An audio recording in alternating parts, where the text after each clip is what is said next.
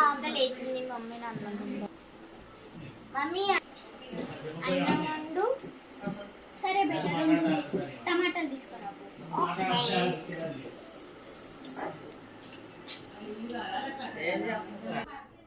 Mummy case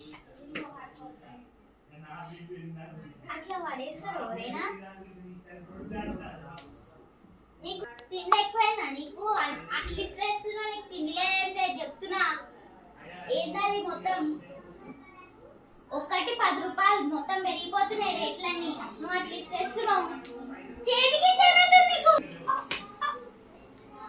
అర్థం కదా నీకు? అన్ని ఇస్తాయి నువ్వు. పైసలు